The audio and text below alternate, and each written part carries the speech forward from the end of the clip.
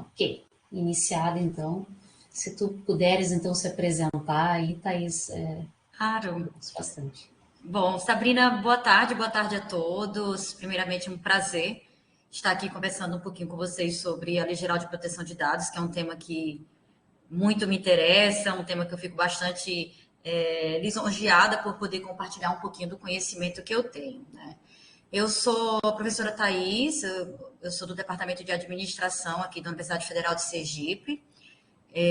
Tenho uma jornada curiosa, não tenho tanto tempo de universidade, tenho 5 anos de universidade, basicamente, né? E quando eu assumi essa responsabilidade relacionada à LGPD, eu não tinha nem terminado o estágio probatório ainda. Então, foi colocar a cara mesmo, assim, para trabalhar, para apanhar um pouquinho, né? E foi um desafio muito bom e que continua sendo um desafio até então. Minha formação é na área de administração, o Jesué colocou aqui, né? Eu sou administradora de empresas e toda a minha área de pesquisa e formação foi com foco em recursos humanos e gestão de pessoas. Até aparecer a LGPD, né? Porque quando apareceu a LGPD, eu comecei a estudar mais mesmo, foi no começo da pandemia que eu me aprofundei nisso, né? Então, comecei a fazer vários cursos relacionados à proteção de dados, sistema de informação, e me aprofundei bastante, não só na legislação brasileira, mas em outras legislações aí que envolvem proteção de dados ao redor do mundo, tá? De novo, um prazer estar aqui, compartilhar um pouquinho do que é a LGPD e falar também sobre o trabalho que a gente tem feito aqui na universidade, que tem tido um reconhecimento bacana, mas a gente ainda está numa fase inicial, porque é muita coisa para fazer, mas sem dúvida eu acho que a gente está no caminho aí certo para a gente adequar a nossa instituição, tá? Eu vou só pedir uma licença para vocês, porque eu coloquei o arquivo aqui, mas eu estou vendo que ele desconfigurou.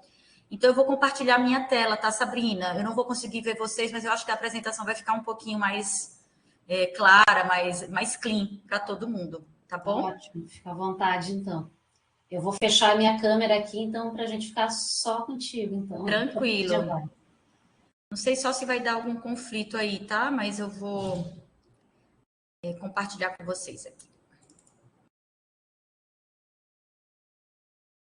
Eu só preciso que vocês me confirmem se tá tudo ok. Eu não tô vendo mais vocês, então se vocês precisarem me interromper, é só falar. Tá ok, a gente está vendo tudo direitinho, tá bom? Pronto, ok.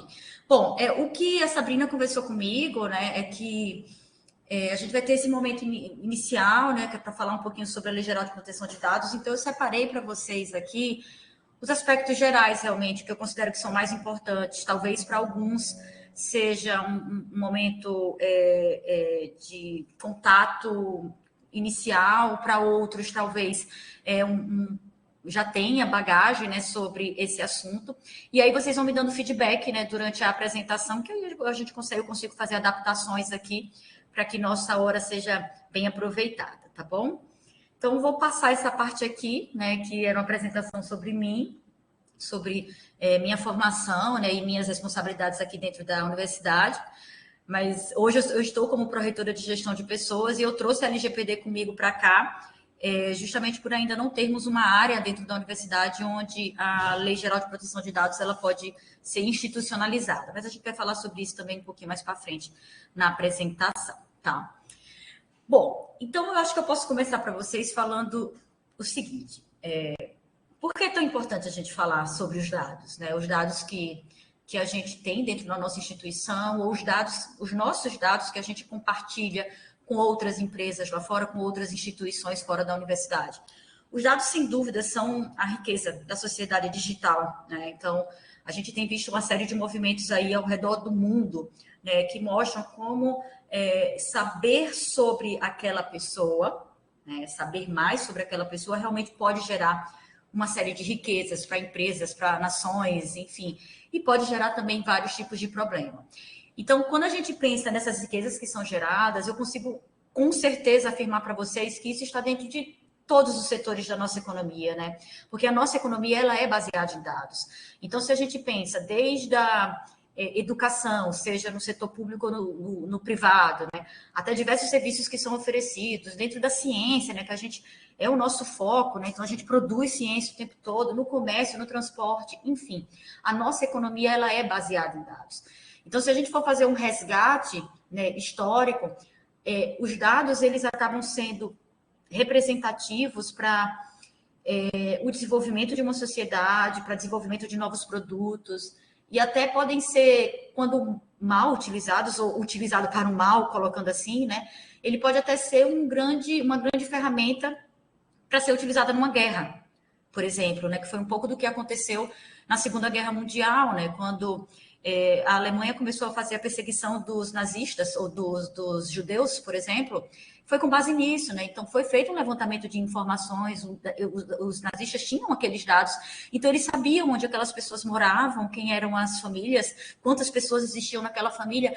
Então, na verdade, foi uma invasão, vou colocar assim, de dados antes de começar, né, uma das maiores tragédias da humanidade.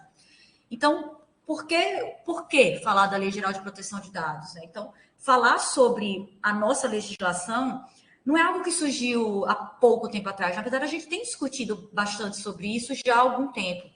No Brasil, um pouquinho menos tempo, mas se a gente for fazer dentro de um contexto geral e a gente for olhar para os Estados Unidos, por exemplo, que tem legislações específicas por estado, diversos estados desenvolveram sua lei específica, né? Então, a gente tem a Califórnia, que possui lei específica, e alguns outros estados.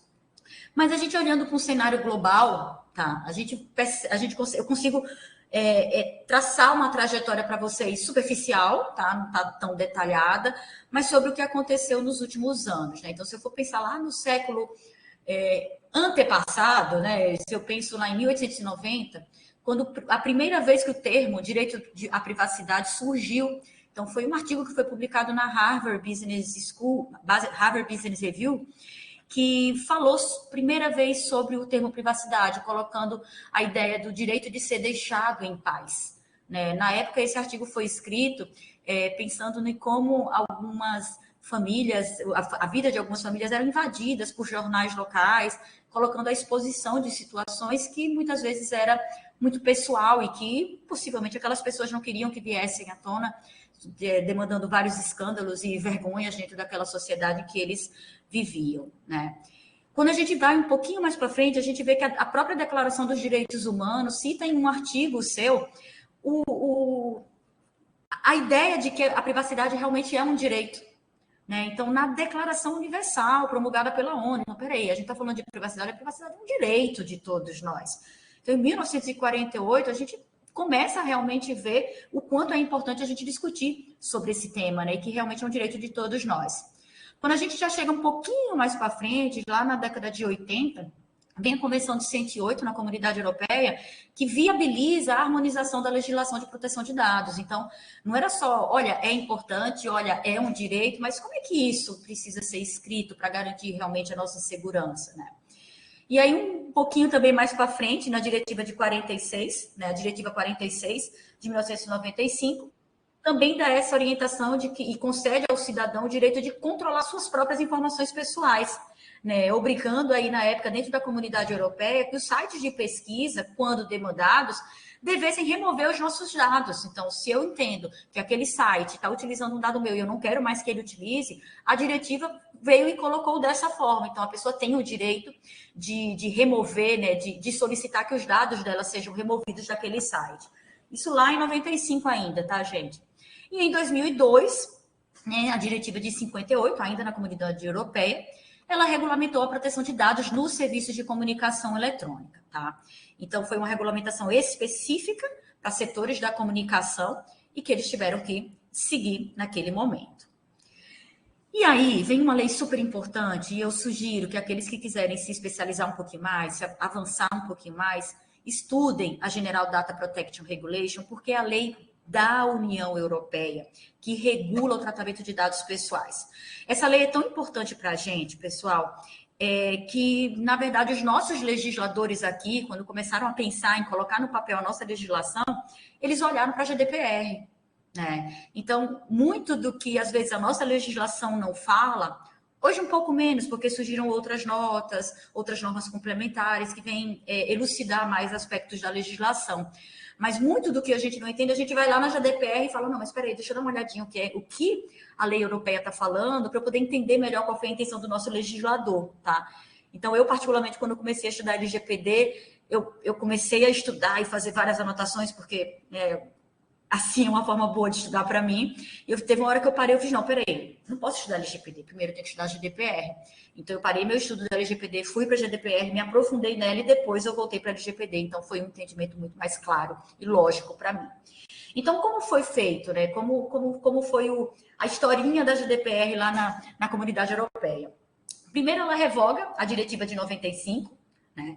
Depois, ela é criada, né? Então, ela é escrita de fato, né? Que ela foi criada em 2016, mas ela foi criada dando um tempo, né, para os países se adaptarem, né? Então, olha, está sendo criada agora em 2016, mas ela será realmente implementada em 25 de maio de 2018. Foi um pouco do que aconteceu aqui também, tá? Então, a lei é criada, as empresas se adaptam a uma conscientização da população para que compreendam o que é aquela legislação e comecem também a defender e a exigir que seus direitos sejam cumpridos, né?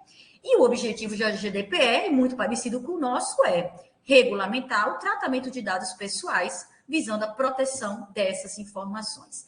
E tratamento de dados pessoais, gente, é tudo que envolve qualquer movimentação dos nossos dados.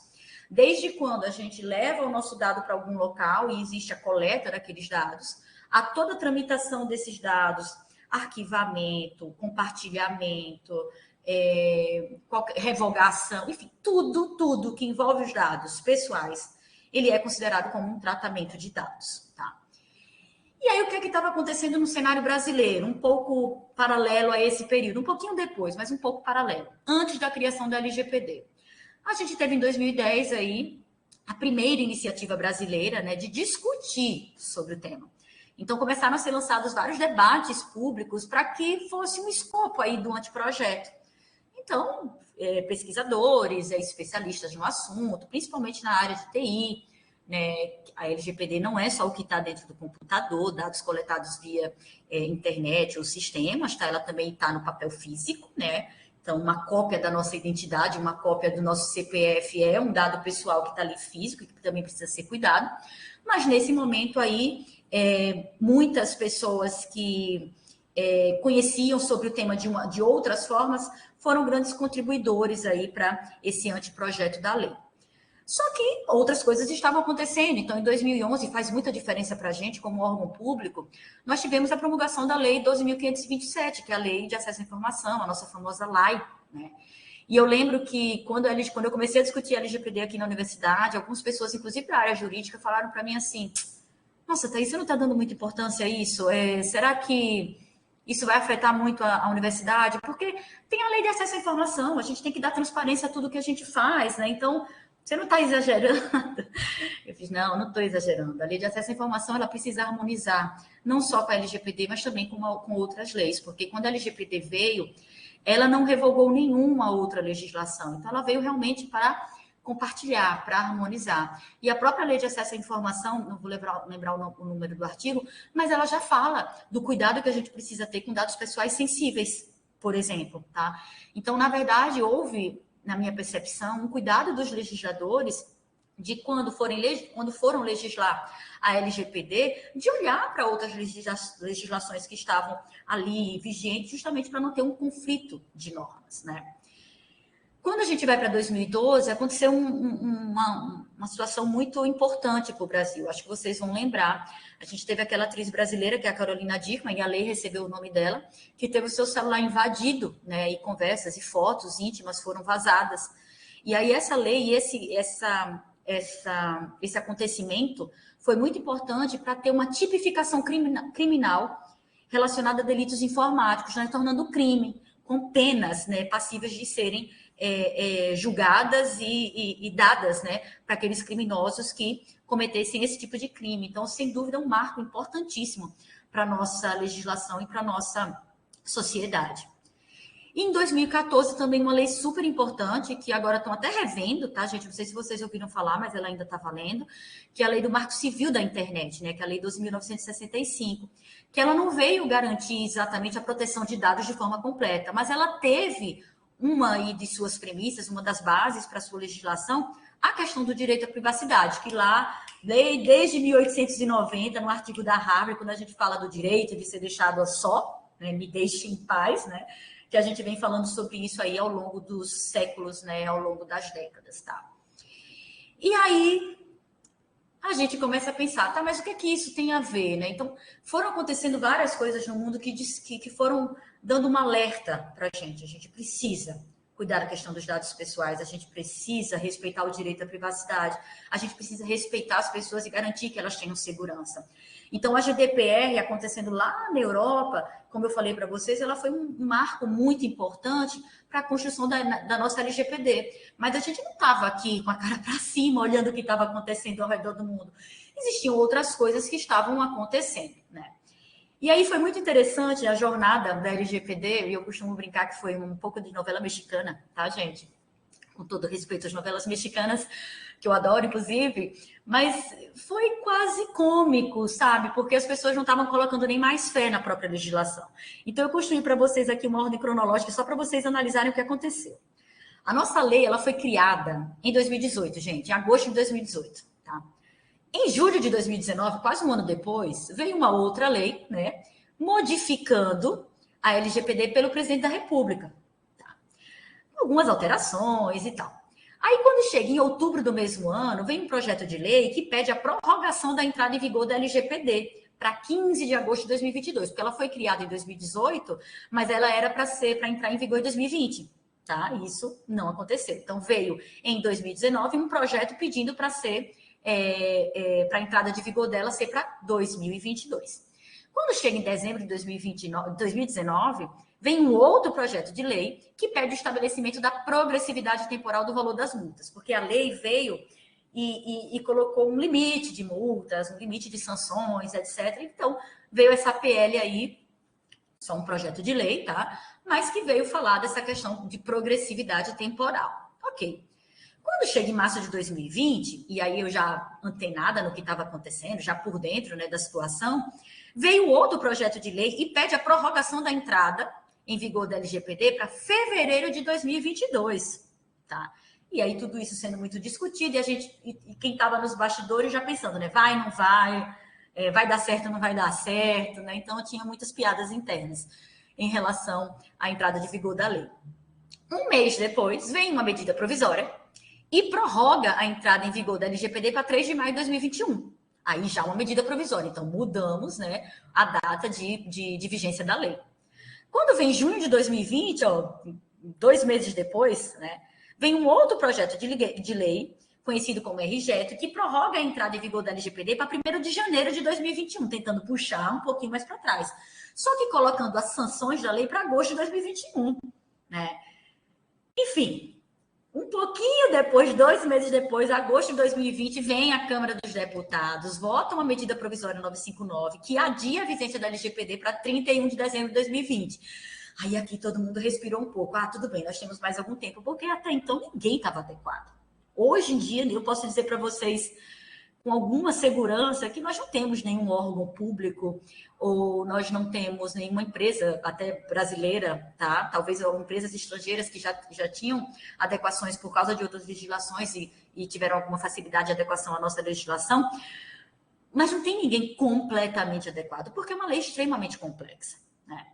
E aí, quando vem 26 de agosto de 2020, o Senado não concorda, né, com o adiamento da LGPD, e ela diz, né, e o Senado fala, olha, eu lembro até de algum senador falando, quem se adequou, quem não se adequou, que se vire, né? Então, entrará em vigor em até 15 dias úteis após a sanção do presidente.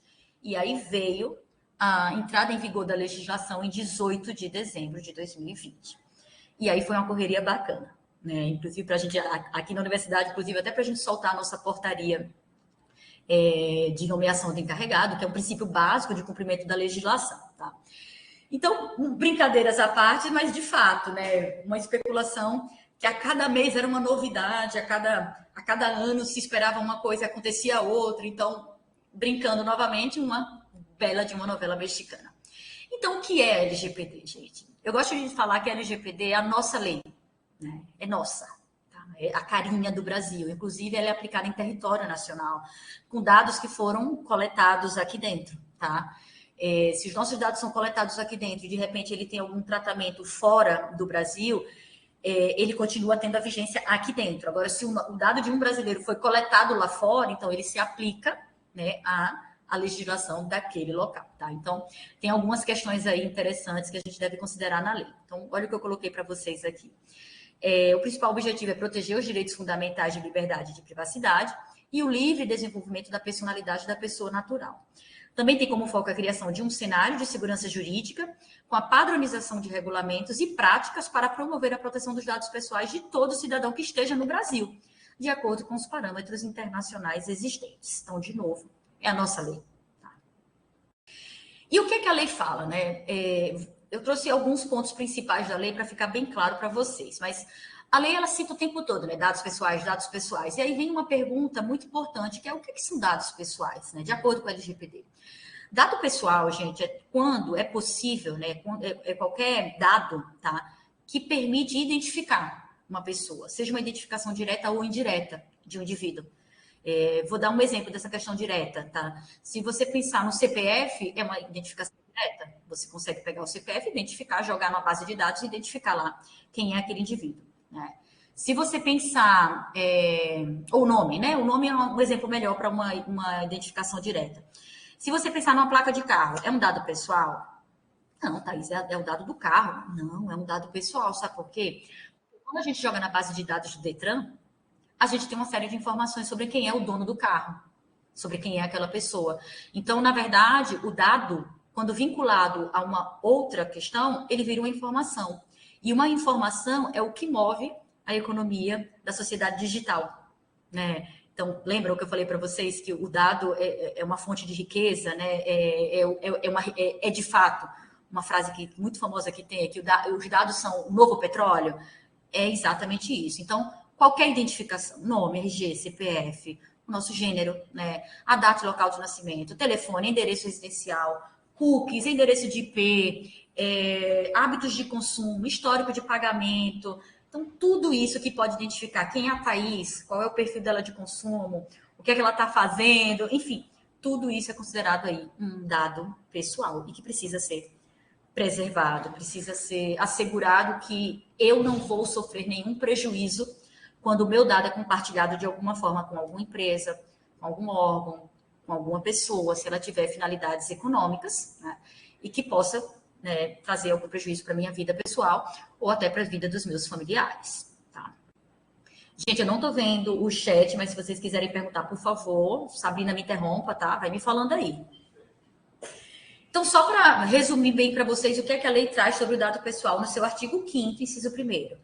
Ela é a informação relacionada à pessoa natural, identificada ou identificável. Então, alguns desses exemplos que eu coloquei para vocês, inclusive foto, tá, gente? Foto, imagem, porque tudo isso faz com que a gente identifique um indivíduo. Mas existe uma diferença entre dado pessoal e dado pessoal sensível. Porque a lei fala assim, né, de forma geral, a gente precisa ter cuidados com os dados pessoais. Mas, quando o dado é sensível, a gente precisa ter mais cuidado ainda. Porque o dado pessoal sensível é aquele tipo de dado que pode gerar algum tipo de... Pode gerar algum tipo de constrangimento, algum tipo de preconceito, tá? Ou seja, o vazamento de um dado sensível pode gerar um prejuízo irreparável para a nossa vida, para a vida de alguma pessoa. Então, quais são esses dados pessoais sensíveis, tá? É a nossa origem racial ou étnica. Percebe que uma divulgação disso pode gerar algum tipo de preconceito? Pode, é a sociedade que a gente vive, né? A convicção religiosa, a opinião política, a filiação a sindicato ou organização de caráter religioso, a nossa preferência sexual ou aspectos da nossa vida sexual, dado genético, dado biométrico. Então, são vários pontos aqui que o cuidado precisa ser ainda redobrado. Aí, algumas pessoas, a área de TI, acredito que tem gente de TI aqui com a gente, A área de TI falava muito para mim no começo, Thaís, estão pedindo CPF, o CPF é um dado sensível, não pode. Eu fiz, olha, vamos lá, realmente não pode, deixa eu entender o porquê, né? Mas não é um dado pessoal sensível. Agora, sem dúvida, um vazamento de um CPF pode causar danos irreparáveis na vida da pessoa. Mas ele não é tido como um dado pessoal sensível porque ele não gera nenhum tipo de preconceito. Logicamente, se você pegar o CPF e você cruzar com vários outros dados e você tiver uma informação que você caracterize algumas dessas questões aqui que eu apontei para vocês, aí sim você vai ter uma relação indireta e vem todas as questões de cuidado que a gente precisa ter. Tá? Ok. E aí eu soltei um pouquinho sobre isso, mas então o dado é aquilo que a gente coleta para fazer a matrícula do aluno, então ele coloca lá no sistema. Não, os dados, eles podem ser tanto digitais, gente, quanto físicos. E aí existem as preocupações desde os nossos sistemas informatizados, nossos sistemas de segurança, ou backups que a gente faz para evitar a perda de informações importantíssimas na vida das pessoas, sejam servidores ou alunos, no nosso caso, né? Ou até de terceirizados, que também fazem parte da nossa comunidade. Mas também a parte dos dados físicos, por exemplo.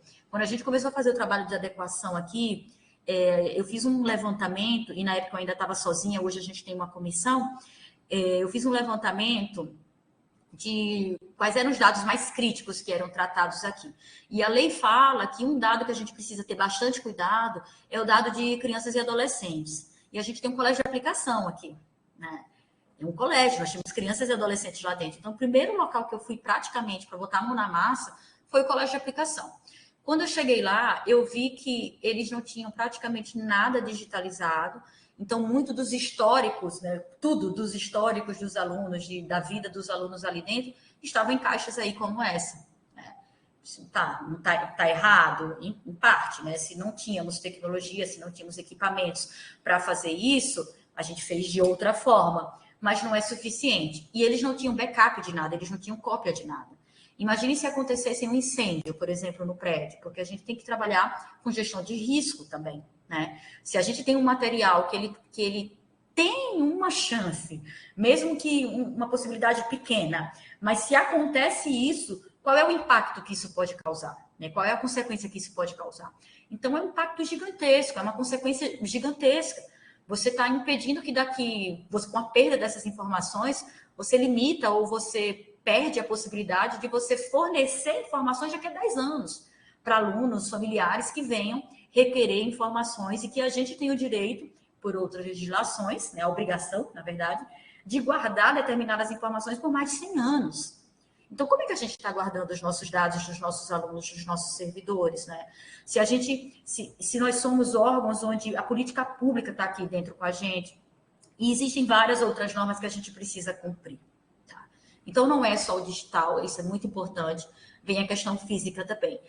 E talvez por isso tenha saído um decreto dizendo que, olha, a responsabilidade da LGPD não é só da STI, ou não é da STI, é uma responsabilidade de todos. Tanto é que nesse decreto foi proibido que o encarregado pela proteção de dados, que é exigido pela lei, fosse alguém da área de TI. E aí eu lembro que o pessoal de TI fez, ufa, não vai cair nas minhas costas, né? Mas, sem dúvida, o trabalho que o encarregado faz, a área de proteção de dados faz, ela é feita com a área de TI, porque hoje, né, a gente tem muitas das informações, se não quase tudo, né, dentro dos nossos sistemas informatizados. Tá? E aí envolve essa questão dos agentes de tratamento. Quem são os responsáveis? Quem são as figuras, os protagonistas, os coadjuvantes da Lei Geral de Proteção de Dados? A gente chama de agentes de tratamento, tá? E eu pontuei aqui os principais para a gente ter uma visão bem geral, né, do que acontece. Então, os agentes de tratamento são os responsáveis, né, pelas fases de tratamento de dados, não importa qual fase, se na coleta ou lá no arquivamento. Mas a gente tem algumas figuras aí importantes que eu posso chamar de protagonistas, né? Não, eu não vou chamar de protagonistas, mas de coadjuvantes, mas um coadjuvante muito importante, que é o controlador. O controlador é a instituição de vocês, é o instituto de vocês. O controlador é a nossa universidade aqui. Porque o controlador é aquela pessoa física ou jurídica que as pessoas vieram e confiaram seus dados a ele. Quem responde à universidade é o reitor, né? Ok, a universidade dele, ele responde pela universidade. Mas todos nós estamos aqui trabalhando em nome do controlador, em nome da universidade. Então, todos nós somos responsáveis, né, pelo tratamento de dados aqui dentro, tá? O que a lei coloca também é que toda organização, toda empresa, seja pública ou privada, inclusive, precisa ter um encarregado, que é aquela pessoa indicada pelo controlador, né, que vai servir aí como um elo de comunicação entre a Autoridade Nacional de Proteção de Dados, o titular de dados e o controlador. Então, é aquela pessoa que faz o meio-campo. E eu falo pessoa, mas pode ser até a contratação de uma empresa para fazer isso. Mas mesmo assim, tem que ter a nominação do responsável legal para responder aí possíveis comunicados, denúncias, enfim, coisas que possam aparecer no nosso órgão, tá? A gente tem o operador, né, que eu chamaria daquele parceiro do controlador, né? Então, empresas ou pessoas que venham complementar o trabalho do controlador. Por exemplo, uma empresa terceirizada de segurança, tá? Uma empresa terceirizada de segurança que a gente tem aqui, ela pode ser chamada, né, de operador. Por quê? Porque ela não decide o que fazer com os nossos dados, mas ela pode ter acesso aos nossos dados, porque ela precisa daquilo para fazer com que esse ambiente esteja seguro, por exemplo. Se ela passa a ter controle de decisão sobre os nossos dados, ela tira esse nome de operador e passa a ser um co-controlador, tá? Em alguns lugares isso pode acontecer, mas de forma geral é basicamente isso aqui, tá? E aí a gente tem a Autoridade Nacional de Proteção de Dados, que é um órgão previsto na legislação, mas ele só surgiu depois da entrada em vigor da LGPD, e que é um grande responsável aí por fiscalizar, por orientar, por educar, por complementar questões relativas à norma, por fornecer documentos que possam esclarecer, elucidar mais algumas questões que não ficaram tão claras sobre a legislação, tá? Então, um órgão bastante importante. Eu conheço algumas pessoas que trabalham na Autoridade Nacional de Proteção de Dados e que eles têm feito um trabalho fantástico, ao meu ver, não punitivo, mas, por enquanto, orientativo, tá? No sentido de, lembra que eu falei para vocês no começo, é uma mudança cultural, não só para as empresas, mas para toda a sociedade brasileira, né? Eu gosto muito de fazer um paralelo da LGPD com o Código de Defesa do Consumidor. O pessoal um pouquinho mais velho vai lembrar disso. Lá na década de 80, quando veio o Código de Defesa do Consumidor, muita gente não conhecia, né? Ou não levava muito a sério, etc, etc.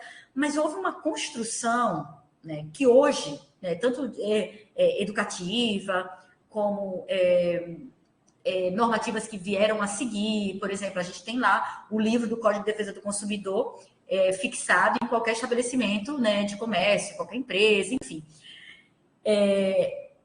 E hoje você pergunta para qualquer, não vou dizer qualquer, não posso generalizar, né, gente, mas você pergunta para muitas pessoas, as pessoas sabem o que é o Código de Defesa do Consumidor.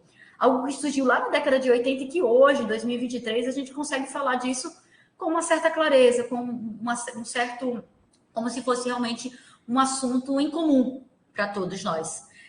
Eu acho que isso vai acontecer com a LGPD. Eu não tenho uma bola de cristal, mas eu acho que isso vai acontecer. Hoje já é um tema bastante discutido, bastante difundido, mas eu acho que daqui a 20 anos vai ser uma coisa natural, sabe? Onde todos vão ter conhecimento da legislação e cuidados, né, que são necessários, ok? E aí a gente tem um protagonista, e o protagonista sou eu, você, né? O protagonista é o titular dos dados. É a pessoa que tem aqueles dados ali tratados. Então, esse é o protagonista, tá? Aquela pessoa que compartilha um dado sobre dela em qualquer local, seja na farmácia, acho que você já deve ter vivenciado isso, né? Dentro da farmácia, qual é o CPF, né? E a farmácia conhece o seu hábito de consumo, o período do mês que você fica doente, ela vai acompanhando a sua saúde pelos medicamentos que você compra. Eles fazem isso, tá? Mas, claro, eles fazem isso de uma forma simpática, né? Não, olha, eu tenho isso porque você tem bonificações à medida que você é um cliente bronze, um cliente prata, um cliente ouro, um cliente diamante, né? Então, tudo se torna atrativo e as pessoas vão compartilhando seus dados de forma aleatória e, às vezes, até sem muita consciência, né? Um assunto, uma curiosidade que aconteceu comigo essa semana. Eu fiz um pagamento de algo que eu comprei e uma pessoa que precisava me devolver dinheiro, né, e eu não queria aceitar o dinheiro, fez assim, me passa seu Pix, então. Eu fiz, não, depois a gente resolve e tal. Thaís, eu pego seu CPF e faço seu Pix e transfiro para você. Quem disse que meu Pix é CPF? Meu Pix é chave Pix, eu não coloco CPF para o Pix. Imagine, qualquer local que eu chegar para fazer o Pix de alguém para mim, eu vou divulgar meu CPF para todo mundo. Né? Mas seu CPF está em vários lugares. Tá, mas eu não vou sair divulgando abertamente para todo mundo. É um cuidado que eu tenho. Tá? Então, eu percebo que algumas pessoas têm também esse cuidado e aí colocam o Pix como uma chave aleatória ou talvez até o número de telefone, né? Que se vazado é crítico, porque a gente começa a receber ligações de várias pessoas de vários lugares, de várias empresas. Mas eu percebo que as pessoas passam a ter também um cuidadozinho em relação ao dado que ela compartilha com quem ela compartilha, ok? E aí, vocês vão ver que quando a LGPD ela foi criada, ela pensou em princípios. E muitos dos princípios que estão postos na legislação são princípios que são discutidos desde lá de 1890, porque as coisas foram se repetindo, né? O pensamento e a necessidade ela foi se concretizando. Então, quando eu olho para os princípios da LGPD que são colocados na legislação, são esses aqui, são 10 princípios. O princípio desde a finalidade, do porquê que você está coletando dados, qual é o interesse, eu preciso saber o porquê. Eu não posso simplesmente passar meu dado para você e você ignorar essa informação, ou eu, garantindo que o meu direito seja preservado, simplesmente não perguntar. Mas por que você precisa desse dado? Né? Eu já deixei de frequentar alguns estabelecimentos porque eles queriam dados meus que eu não achava necessário para adquirir determinado serviço, como um salão de beleza, por exemplo. Né? De você querer ir no local para fazer o cabelo, ou uma maquiagem, ou a unha, e eles perguntaram qual é o seu endereço. Mas por que você quer meu endereço? Que diferença isso vai fazer para a prestação de serviço? Se houver realmente, não, eu quero o seu endereço, porque a gente vai te mandar mala direta com as nossas promoções, etc. E eu tiver interesse disso, eu compartilho o meu dado. Agora, existem dados que para eu prestar o serviço, né, para eu ter aquele serviço, eu preciso dar, porque outras normas exigem. Como é o caso da nossa situação aqui como órgão público federal. Qualquer pessoa que venha ter algum tipo de contato com a nossa universidade, possivelmente ela vai trocar dados com a gente. Por quê? Porque existem diversas legislações que exigem isso. Eu não posso contratar um professor se eu não tiver os documentos dele para uma série de outras questões que vão vir posterior. Um aluno não pode entrar na universidade também se ele não me fornecer os documentos dele para uma série de serviços complementares que eu vou prestar. Né? Então, eu não quero trocar meu dado com a universidade. Então, você não vai poder ter o serviço com a universidade. Entende? Então, são 10 princípios que é sempre interessante a gente olhar bem, entender. Mas quando eu olho para esses princípios aqui, e aí tem um princípio que é esse 6 aqui, que é o de transparência, eu sempre acho que está tudo voltando para a transparência, que é um pouco do que a própria lei de acesso à informação fala, né? De você dar a transparência, de você ter clareza no que está sendo feito, como está sendo feito, por que está sendo feito. Né? Então, de tudo, desde como você está garantindo a segurança, as próprias condições que você dá para que aquele tratamento de dados aconteça. Então, são princípios. Em tudo, em qualquer fase de tratamento de dados, isso precisa estar presente. Ok? E aí, vem... pensando aqui nesse primeiro princípio, tá, gente? Deixa eu voltar aqui. No princípio da finalidade, o que é que a lei fala? Eu preciso ter um objetivo para tratar o dado. Né? E aí ela traz as 10 bases legais para tratamento de dados. As 10 bases legais para tratamento de dados, gente, são essas daqui. Ó. 10 bases legais. E eu vou explicar para vocês de uma forma que eu espero que vocês não esqueçam. Tá? Foi assim que eu aprendi, eu acho fácil. A lei diz o seguinte, para eu tratar dados, eu tenho que ter um porquê. Então, eu tenho essas 10 finalidades. Tá. Eu posso dizer para vocês aqui, vocês estão vendo a minha setinha? Isso, acho que sim, né? Porque estou compartilhando a minha tela. Eu posso dizer para vocês, esqueçam essa daqui, consentimento do titular. Pronto, obrigada, Sabrina. Esqueçam essa aqui rapidinho, consentimento titular. Deixem ela aí guardada. Essas 9 outras aqui são motivos, né, são finalidades que eu não preciso de autorização do titular para tratar o dado. Se eu tratar um dado e eu tiver argumento, se eu tiver finalidade de uma dessas aqui, eu não preciso de uma autorização sua. Porque tem alguma obrigação legal ou regulatória que me diz que eu preciso tratar aquele dado daquela forma, etc, etc. A administração pública também não precisa de um consentimento para tratar os dados. Um órgão de pesquisa também não. Execução de contrato também não. Exercício regular do direito, proteção de vida, tutela da saúde, interesse legítimo, proteção de crédito. E cada um desses 9 aqui daria conteúdo suficiente para a gente passar uma aula, né, uma palestra inteira falando sobre cada um deles, tá? Eu vou me concentrar na administração pública, ok? Se você for tratar um dado e você não conseguir encaixar o motivo daquele tratamento em nenhuma dessas 9 aqui, aí você vai ter que ter o consentimento do titular. Expresso, consentido, dizendo, olha, autorizo a empresa tal ou a pessoa tal a tratar esses dados tal, tal, tal, porque ela vai usar para isso, isso, e tá lá a assinatura da pessoa embaixo. Ok? Então, preciso ter uma finalidade. Inclusive, a própria legislação fala que a gente precisa produzir um relatório, que a gente pode produzir um relatório, que esse relatório pode ser exigido a qualquer momento. Então, a Autoridade Nacional de Proteção de Dados ou até um órgão de controle pode chegar para a minha universidade e falar assim, olha, eu quero saber o que vocês estão fazendo com os dados, como, etc, etc. E no meu relatório, vai ter que ter a hipótese legal para cada tratamento que eu faço. Então, para matrícula de aluno, eu tenho essa hipótese legal. Para contratação de um professor substituto, eu tenho essa hipótese legal. Para inscrição de um membro da comunidade em um projeto de extensão, eu tenho essa hipótese legal. Para a gente, muito se encaixa aqui, tá, gente? Cumprimento de obrigação regulatória ou pela administração pública. Então, muito, quase tudo do que a gente faz se encaixa aqui. Mas pode acontecer da gente ter aí outros motivos, como, por exemplo, institutos e universidades que possuem hospitais, né? Tem a questão da tutela da saúde que vai ser colocado lá dentro também, ok? Se não tiver motivo, eu preciso de assinatura, ok? Preciso do consentimento. Puxando para a nossa realidade, tratamento de dados pelo poder público. Existe um capítulo na legislação, que é do artigo 23 ao 30, que fala somente sobre o poder público. E aí, lembra que eu comentei com vocês que lá atrás falaram, Thaís, você não está dando muita atenção ao LGPD, porque não vai encaixar na gente. A gente é empresa pública, né? Órgão público e tal. Tem um capítulo que fala sobre isso, gente. Como é que a gente vai deixar isso para lá? Né? E nesse capítulo, de uma forma geral, ele fala, né? Ele fornece informações claras, o que a gente tem que fazer. Fornecer informações claras e atualizadas sobre a previsão legal, a finalidade, os procedimentos e as práticas utilizadas para a execução dessas atividades, em veículos de fácil acesso, preferencialmente em seus sítios eletrônicos. A gente precisa indicar o encarregado para realizar operações de tratamento de dados. A gente precisa observar as formas de publicidade das operações de tratamento e que poderão ser estabelecidas pela ANPD, né? Então, a ANPD já fez e continua fazendo alguns indicativos aí de como a gente tem que fazer determinadas coisas. A gente precisa manter os dados em formato interoperável e estruturado para uso compartilhado com vistas à execução de políticas públicas, que é a nossa finalidade principal aqui dentro, né? A gente precisa realizar o uso compartilhado de dados pessoais de acordo com as finalidades. E a gente não pode, está escrito na lei, compartilhar os dados pessoais que estão aqui dentro com a empresa privada. A gente não pode.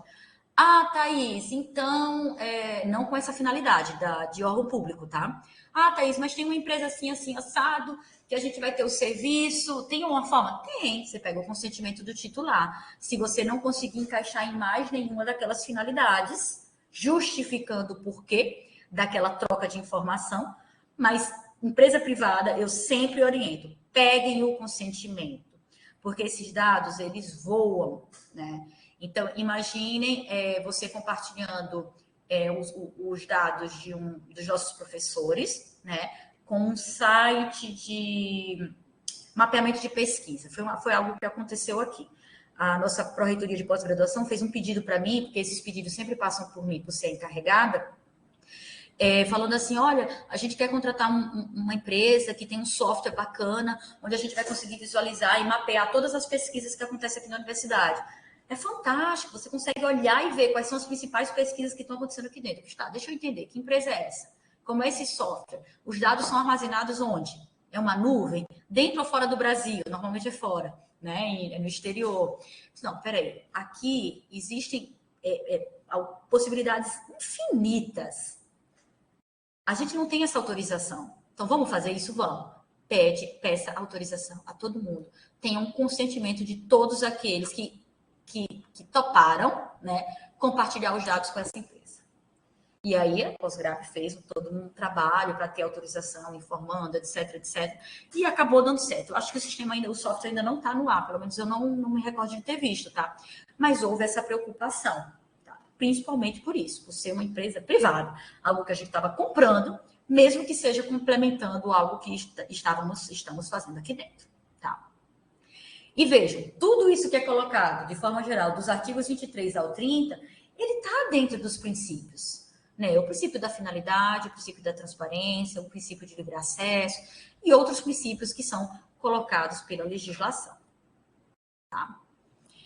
E aí, uma das curiosidades maiores que as pessoas têm dentro dos órgãos públicos, que eu percebo, né, é, Thaís, mas e aí como é que funciona a questão da lei versus LGPD? Né? Gente, não é tão longe assim, sabe? Porque o próprio artigo 31 da lei, ele fala assim, não é toda e qualquer informação pessoal que goza de um regime específico de proteção.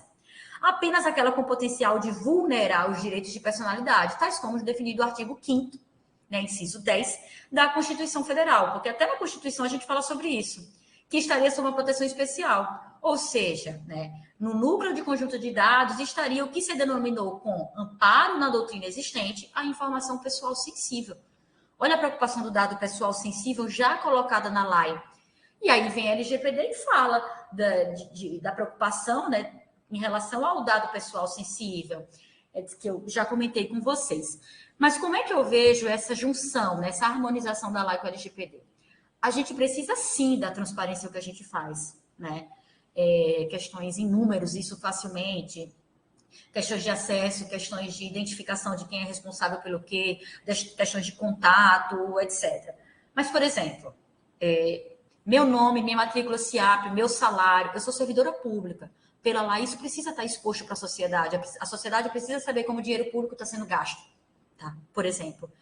Mas a sociedade não precisa saber o meu endereço residencial. Eu, particularmente, acho o endereço residencial um dos dados mais preocupantes quando vazado. Porque se é uma pessoa que quer fazer mal a você, né, se a sua residência está à mercê de qualquer um, você corre um sério risco. Você pode correr um sério risco. Então, eu me preocupo muito quando informações que ameaçam a sua segurança, elas estão liberadas de qualquer forma. Então, eventualmente, chega para mim pedidos assim. Eu quero fazer uma pesquisa, e pesquisas acadêmicas não se enquadram, né, na legislação, mas a legislação fala, a gente não está barrando pesquisa. Né? A legislação não diz que a gente não pode tratar dados, tá, gente? Nem que a gente precise esconder tudo. Ela fala que a gente tem que ter cuidado com a forma como a gente disponibiliza esses dados. Então, chega um pedido para mim de pesquisa assim, eu quero saber quem são os alunos cotistas da instituição, onde eles estão, onde eles moram, sabe, uma série de informações. CPF, eu pego aquele pedido e faço, gente, que coisa completa. E eu, como pesquisadora, eu sei que informações que estão sendo pedidas ali não vão fazer muita diferença para a pesquisa, não vão fazer diferença nenhuma para a pesquisa. Saber o nome da pessoa não vai fazer diferença para aquela pesquisa. Então, normalmente, o que é que eu faço? Eu autorizo o compartilhamento dos dados, mas eu excluo o nome, eu excluo o CPF ou qualquer documento de identificação daquele indivíduo. Então, o que é que a pessoa tem? Número 1, cotista, curso de letras, reside no bairro Jardins. Okay? Isso para uma pesquisa é interessante. Não o nome da pessoa, porque eu vou estar correndo, uma infração muito grande, na minha opinião, tá? Que é expor aquela pessoa de uma forma que pode gerar algum tipo de constrangimento. E uma exposição que ela não autorizou. Então, o que é que a lei fala? Sempre que possível, anonimizar dentro de uma pesquisa acadêmica. Então, não é sempre que possível. O trabalho, pelo menos até então, que a gente tem feito, dos pedidos que foram chegando, a gente anonimiza. A gente não expõe o indivíduo. Tá? Então, a gente não se nega a fornecer a informação, né? Mas a gente tem todo o cuidado e proteção com aquelas pessoas que estão ali e que confiaram na gente quando entregaram os dados aqui na universidade. Ok? E aí vem essa questão dos tratamentos de dados pela administração pública, né? Que é um pouco disso tudo que eu já falei para vocês. A necessidade de identificar as bases legais para o tratamento, verificar a conformidade do tratamento quanto aos princípios da LGPD, então, do começo ao fim do tratamento, de ter realmente conformidade, de estar tudo de acordo com a legislação vigente. de ter a especificidade para o tratamento de dados pessoais sensíveis, que é um cuidado a mais que a gente tem que ter, de ter um cuidado também a mais sobre o tratamento de dados de crianças e adolescentes, que nesse caso aqui o consentimento é obrigatório do pai ou do responsável, tá? Inclusive quando for fazer política pública, uma exceção de fato na lei. Então, mesmo para a política pública, tratar dados de crianças e adolescentes, o pai ou o responsável tem que ir lá por escrito e assinar, autorizando que aquilo possa ser feito. E a própria questão da publicidade, né? Porque por mais que a gente tenha a questão da transparência ativa, publicidade nossas informações, etc., a gente também tem como responsabilidade proteger as pessoas que estão aqui dentro. Okay? Enfim, e aí, como regra, tá? Se a gente pensa, né, que serão aplicados os termos da LGPD sempre que houver tratamento de dados, né, sempre que esse tratamento for realizado no Brasil, eu acho que começa a ficar claro. Né, o que a gente tem que fazer de forma geral, etc, etc. Mas vocês sabem quando não deve aplicar a Lei Geral de Proteção de Dados? Porque aí tem gente, né, e desculpe o linguajar mais informal, mas tem gente que viaja, às vezes, achando que tudo é Lei Geral de Proteção de Dados. Eu dei uma palestra recentemente num campus aqui da nossa universidade, essa pergunta sempre aparece, e uma técnica nossa perguntou assim: Thaís, e se a universidade, a assessoria de comunicação da universidade está aqui dentro, né? Estão tirando foto do evento e eles publicam uma foto minha que eu não autorizei. Vamos lá. Quando não autorizar? Quando um dado, né, com uma foto, por exemplo, ela não for tratada, né, para fins econômicos, né? Quando ela não tiver finalidades econômicas, não se aplica a LGPD. Tá. Ah, mas foi uma foto minha que eu não gostei, acho que me expôs, eu saí fui ridicularizada por causa daquela foto. Não é LGPD. Você pode aplicar outras legislações. Né? Ah, mas eu posso requerer que a universidade tire aquela minha foto? Claro que pode.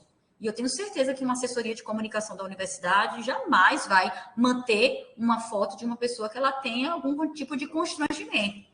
Mas aí é uma questão ética, uma questão interna, não é a LGPD. Então, muitas vezes a gente vê que todo mundo fala, mas a LGPD, não, calma, uma coisa, outra coisa, outra coisa. A LGPD também exclui, né, a questão de dados pessoais tratados para fins jornalísticos ou artísticos. Mas essa é uma discussão boa e que ainda está sendo discutida, tá, gente? Porque as perguntas são: o que é um fim jornalístico? O que é uma finalidade artística? Um jornalista é aquele que tem um blog, um jornalista é aquele formado por profissão. Então, essa é uma discussão boa, mas, de qualquer forma, a lei, de forma geral, ela coloca dessa forma, né? Justamente para não travar o trabalho de comunicação, o trabalho jornalístico, né? E nem a criação artística de muitas pessoas, tá?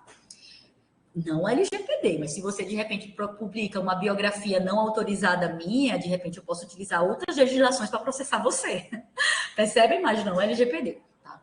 Dados pessoais tratados para fins acadêmicos, são esses exemplos que eu comentei com vocês, mas a lei fala exatamente sobre isso. Sempre que possível, anonimizar os dados, proteger o titular de dados. Dados pessoais para fins de segurança pública. E aí eu acho que vocês ouviram falar várias discussões em relação ao metrô de São Paulo, fazendo o reconhecimento facial das pessoas. A justificativa do metrô foi justamente essa, de segurança pública. Eu não sei nem como terminou direito essa briga na justiça, porque foi parar na justiça, mas eu não vi o processo e tal, mas eu vejo fundamentos legais em relação ao LGPD para você fazer esse tipo de coletas. O problema é o que é feito com aquela coleta. É isso que precisa estar claro, né? Porque aquele dado precisa ser para a segurança pública, ok? Senão, aí a coisa vai um pouquinho mais além. E dados pessoais provenientes de fora do território nacional, sem comunicação ou compartilhamento com empresas brasileiras. Também não se aplica a LGPD. A LGPD também não cita dados de pessoas mortas, tá? A GDPR cita. Só que dentro da Constituição a gente tem outros aspectos que falam sobre a proteção de dados de pessoas falecidas, etc. Não, ela não fala de dados, mas a proteção, né, das pessoas falecidas. Eu tive até eu dei até um parecer aqui, já tem algum tempo na universidade, falando exatamente sobre isso, mas citando a Constituição, tá? Então, nem tudo é LGPD, mas existem outras normas aí que a gente pode dar também alguma segurança para as pessoas, ok? Então, isso aqui não se aplica. Nossa lei, gente, ela vem e fala, tudo bem, é tudo isso, é como tem que ser feito, existem vários procedimentos que precisam possivelmente sofrer algum tipo de alteração, mas a gente vem aqui com essa legislação e fala que que existem direitos do titular de dados, que eles precisam ser respeitados. E eles apontam basicamente esses aqui. O direito de confirmação, se existe um ou mais tratamento de dados, vou pegar alguns, tá?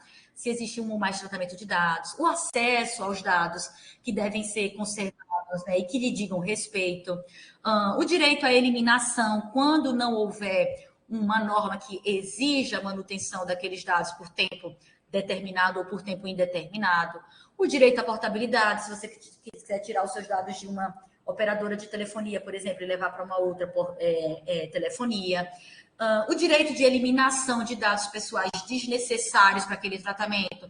Então, eu forneci uma série de dados para um determinado tratamento. Agora, hoje, com alguma consciência, eu vejo que determinados dados não são necessários. Então, eu tenho o direito de solicitar que aqueles dados sejam eliminados e a empresa tem o direito, o dever, na verdade, né?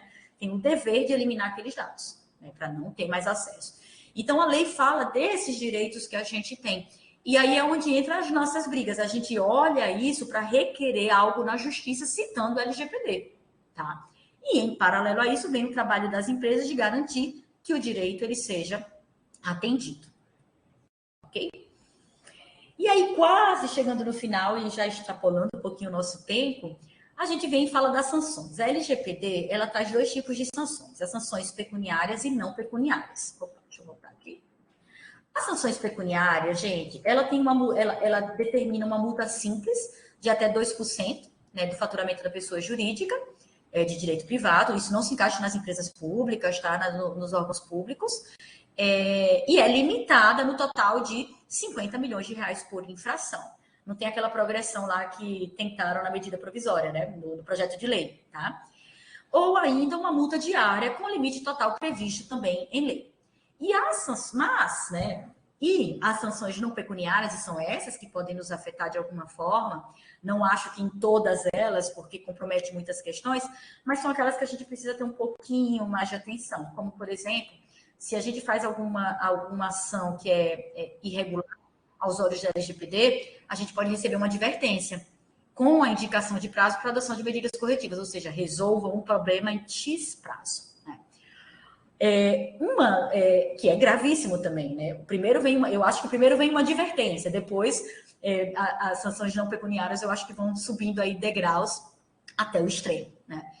A gente também tem também a possibilidade de publicização da infração, que é muito ruim para a gente, né? Porque aí você vai lá e publiciza, vai a Autoridade Nacional de Proteção de Dados e divulga uma nota, aí vai aquela revista, aquele jornal, aquela emissora e fala que dados foram vazados na nossa instituição ou que a gente não teve o cuidado adequado para que aquilo fosse tratado, né? Para que aqueles dados fossem tratados. Eu vejo isso de uma forma muito ruim, porque fica parecendo que a gente não é muito cuidadoso com os dados das pessoas, né? Então, espero que não aconteça com a gente isso. Uma sanção também muito perigosa é a possibilidade de bloqueio de dados pessoais. Eu vejo isso como já um extremo, né? Porque se uma penalidade que a gente possa sofrer é o bloqueio de dados pessoais, a gente vai parar alguma operação dentro da universidade, dentro do Instituto Federal. Imagina o prejuízo que a gente pode ter, né, para pessoas, para servidores, né, para alunos, servidores, etc. Mas isso está previsto em lei como realmente uma possibilidade. E aí o bloqueio só se encerra, né, até a regularização daquilo que foi considerado irregular. Tá? Tem também a eliminação dos dados pessoais, o que eu acho que é um pouco contraditório para nós, porque a gente tem a exigência de manutenção de muitos dados pessoais previstos em outras legislações, ou a suspensão do exercício da atividade de tratamento de dados pessoais pelo período máximo de 6 meses, prorrogável por igual período. E, por último, a proibição parcial ou total do exercício de atividades relacionadas ao tratamento de dados. Tá? Não soube ainda de nenhum órgão público que tenha sofrido alguma dessas sanções. Tá? E eu acho que quando começar a acontecer, vai começar a acontecer com advertências. O que também não é bom, mas é um sinal de que, olha, de fato, isso precisa ser alterado, e aí força um pouco que o órgão corra atrás daquilo para que seja regularizado o mais rápido possível. Okay? E aí eu pergunto a vocês, para a gente finalizar, né? Como se adequar ao LGPD? Gente, porque é tanta coisa, né?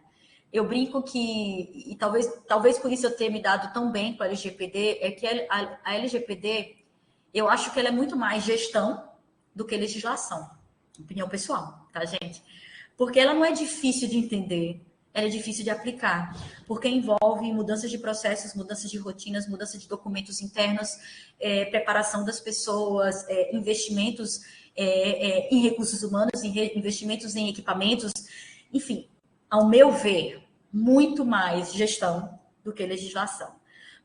E isso afeta a alta gestão, até a base do nosso trabalho dentro do nosso órgão. Né? Porque não adianta a alta gestão ter o conhecimento, ter consciência, etc., se eu tenho lá numa secretaria de departamento um servidor que não tem conhecimento, pega uma cópia de aluno de uma identidade, de um RG, de um CPF, e guarda ele de qualquer forma, sujeito a ter um sequestro daqueles dados, né? Ou realmente um roubo daqueles dados, e pessoas criminosas acabam tendo a condição de fazer o que bem quiserem com aquelas informações, causando prejuízos aí irreparáveis muitas vezes para as pessoas. Então, há muito que ser feito, e não dá para fazer com duas mãos só, né? E precisa realmente haver uma movimentação de toda uma comunidade dentro dos órgãos, né? Pensando na parte da educação, para que a gente consiga realmente se adequar ao LGPD. E não é em um dia, eu acho que não é nem 2 anos, 5 anos, eu acho que assim, ao longo da nossa vida a gente vai estar trabalhando para fazer essa adequação, tá? Então, depois eu falo um pouquinho sobre a universidade. Acho que é isso, gente. Deixa eu só te parar o compartilhamento aqui para poder olhar vocês. Deixa eu ver aqui. Pronto, ok. Estou à disposição, porque vocês quiserem perguntar. Sabrina, depois a gente faz a outra rodada, é isso? Isso, depois a gente faz a outra rodada, mas, Thaís, assim, fantástica tua fala, tu é super didática, né? Bem, bem professora mesmo, que é o que a gente estava Falo pelos cotovelos, né? precisando. Não, fantástico. Assim, ó, a Roberta é servidora nossa, ela trabalha ali na reitoria, ela é assessoria da Pró-Reitoria de Ensino, e ela está com dificuldade ali de ativar o microfone dela, então eu vou fazer a leitura da pergunta dela. Tá. Ela diz assim, ó, professora Thais, na quarta-feira tivemos uma reunião sobre processos eletrônicos e proteção de dados, e uma das questões levantadas é mascarar a matrícula SIAP nas portarias em função de recentes golpes financeiros. Mas a senhora acabou de falar que publicar a matrícula SIAP é de interesse público. A senhora poderia discorrer sobre essa dualidade, nessa situação específica? Qual o comportamento a ser adotado pela instituição nas portarias? Né? Resumindo, né, Thaís, realmente essa é uma dúvida que nós temos, porque nós já percebemos e já verificamos pareceres diferentes, né? A nossa própria procuradoria, né, ela emitiu um parecer, claro, ele é de um tempo atrás, mas comentando que não haveria problema em publicação de CPF. Mas a gente já viu outras opiniões, outras interpretações diferentes. Então, a grande questão é SIAP, né? Pode, não pode? Precisa anonimizar também, tá bom? Sim, perfeito. É uma excelente pergunta e eu acho que é importante frisar que existem divergências mesmo de entendimento, né? O ideal é que a gente tivesse uma congruência de todas as procuradorias, e eu sei que os procuradores trabalham em relação a isso também, mas pensam diferente, né? E fazem interpretações diferentes. Eu vou dar minha opinião pelo pouco que eu conheço, tá? A matrícula SIAP é um dado que ele está presente em outros sistemas, né? E que podem ser de fácil acesso. O que a LGPD coloca é que se o dado é público, não tem por que a gente ficar com receios relacionados a isso, tá? O CPF já é diferente, tá? O CPF eu não acho que ele tenha que ser disponibilizado em hipótese alguma. O que a gente pode fazer para dar uma certa segurança é anonimizar números do CPF, você não colocar o número completo. A matrícula SIAP, eu particularmente não vejo um problema, ok? Mas, obviamente, que toda vez que a gente tiver qualquer dúvida relacionada à parte jurídica, a gente consulta a Procuradoria e a gente tem uma tendência muito forte a seguir a orientação que a Procuradoria deu, ok? Uma outra questão ali que a Sandra levanta a questão da diferença entre anonimização e pseudo-anonimização, porque a gente já participou assim também de algumas outras falas, né, em que se comenta que a anonimização pode ter perda, né, do dado original.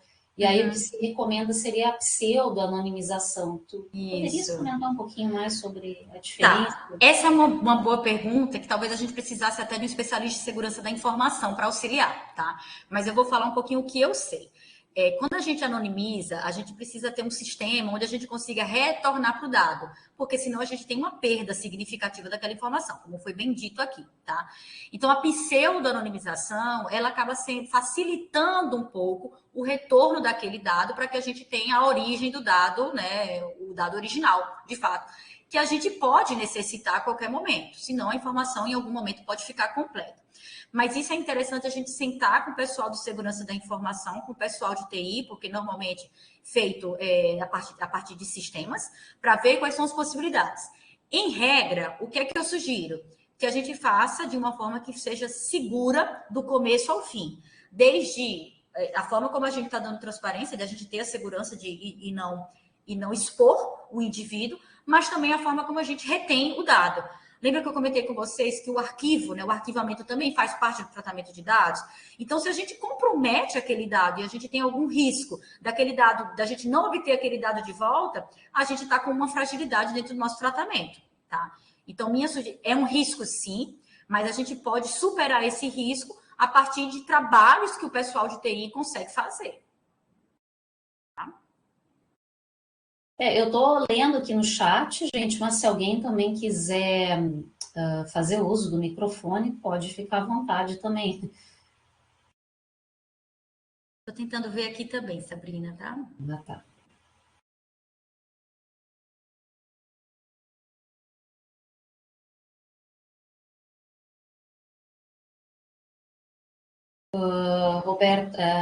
Roberta, ele já foi respondido. Thaís, aproveitando, né, uma outra questão também, eu acho que o que tu comentou, ela é interessante, né, porque não é só um plano de adequação de 2 anos, né, que vai fazer com que a gente consiga, né, se adequar plenamente, até porque precisa haver uma varredura de todos os nossos processos, uma readequação não só de documentos, mas até mesmo da nossa postura, do nosso comportamento, né? A gente observa, inclusive, às vezes em sala de aula, é muito comum o professor vai lá, pega um celular, bate foto, né, dos alunos, eu resolvi fazer uma prática diferente em sala de aula, no laboratório, eu vou lá, vou fazer o registro dos meus aluninhos, Sim. muitas vezes menores, né, e aí vou lá, vou postar na minha rede social. Então, eu acho que aí que tá, são comportamentos que realmente a gente vai começar a rever, né? Por enquanto, para a maioria não causa incômodo, né? Mas a gente entende que essa adequação ela vai precisar ter. No caso dos alunos, também eu acredito que o mais recomendado seja a publicação da matrícula, né? Não do nome também deles, né?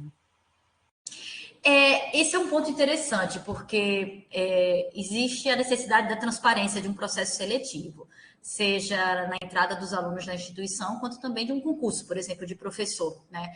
É importante que seja dada uma transparência, então, de você saber quais foram os alunos que entraram, de você saber quais foram os professores. Há uma forma de deixar isso transparente e menos exposto? Você pode trabalhar com parte dos nomes, com parte dos documentos. Então, até vi que a Sandra colocou assim, um asterisco é chamado de pseudonimização. Sim, mas se você pega um número e você coloca um asterisco, você tem aí 10 chances de resolver facilmente qual é o CPF. Percebe? Então, é um formato frágil em termos de segurança, no meu ponto de vista. Então, se você faz de uma forma mais cuidadosa, você está protegendo mais aquele dado, tá? Então, pode acontecer de ter o número da matrícula, por exemplo, você não colocar o nome do aluno, mas ter o número da matrícula, né? Em alguma base de dados está relacionando aquele número da matrícula nele. Mas a transparência, por causa da lei, a gente precisa dar, tá?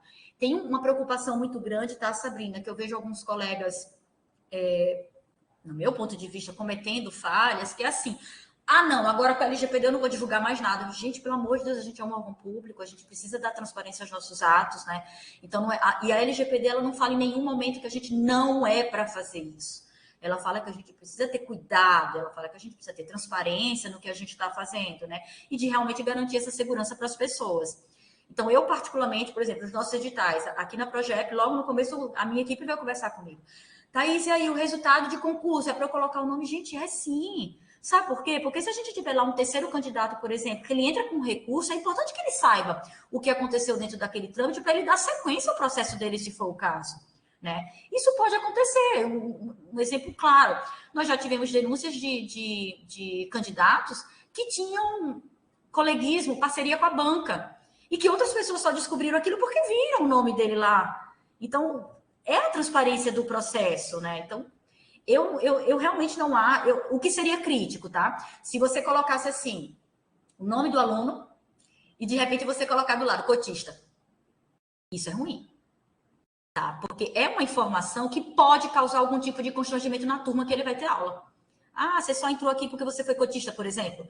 Isso é muito crítico. Então, há necessidade de colocar aquela informação ali? Não, não há. Né? Se houver uma exigência de um órgão, etc., ok, a gente vai e cumpre. Mas se não houver exigência nenhuma, a gente preserva. Uhum. Ok, pessoal. Vocês teriam mais alguma consideração?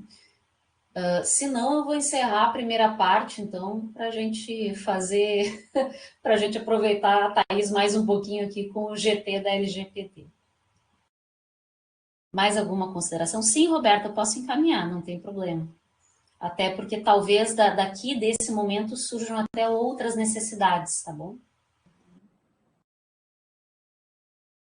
Gente, Olha, obrigada, viu? Um prazer conhecer vocês, mesmo que só vendo as fotinhas e algumas palavras. eu Prazer. acho que é isso, então. Acho que essa primeira etapa, então, ficamos encerrados. Eu vou agradecer mais uma vez, viu, Thaís, por ter feito a tua explanação muito esclarecedora, muito didática, tá?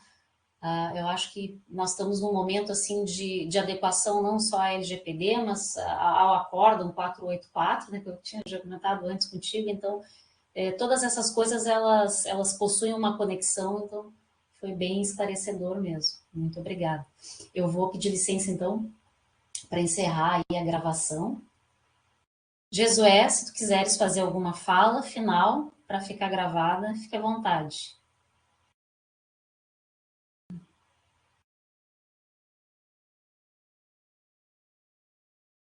O Jesué está com um problema no microfone. Ah, tá. Ele entrou sem áudio agora. Tudo bem. Bom, então eu vou encerrar aqui a gravação.